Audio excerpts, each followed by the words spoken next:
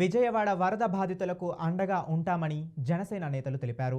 ఈ మేరకు పశ్చిమ గోదావరి జిల్లా నరసాపురం నుంచి 20 లక్షలు విలువ చేసే నిత్యావసర వస్తువుల ప్యాకెట్లను తరలిస్తున్నట్లు చెప్పారు. ఎమ్మెల్యే బొమ్మిడి నాయకర్ పిలుపు మేరకు పార్టీ శ్రేణుల నుంచి విరాళాలు సేకరించామన్నారు.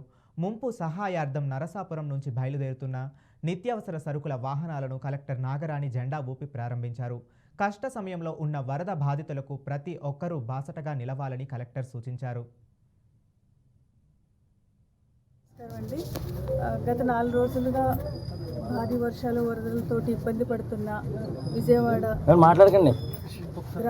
విజయవాడ పట్టణవాసులకు ఆహారం, ఇతర నిత్యావసర వస్తువులు అన్నీ కూడా ఇక్కడ నరసాపురం ఎమ్మెల్యే బొమ్మిడి నాయకర్ గారి నాయకత్వంలో 5,000 మందికి రైసు, వెజిటబుల్స్, చక్కెర, బన్సీరవ్వ, నిత్యావసర వస్తువులు మరియు 8,000 మిల్క్ ప్యాకెట్స్, 7,000 బ్రెడ్ ప్యాకెట్స్, ఇతర వస్తువులు, తర్వాత bedsheets, water 25,000 1 litre water bottles, ఇవన్నీ కూడా అనేక ట్రక్స్లో ఇక్కడి నుంచి విజయవాడకి ఎమ్మెల్యే గారు మరి ఇతర నాయకుల అందరి ఆధ్వర్యంలోనూ బయలుదేరి వెళ్తున్నాయి.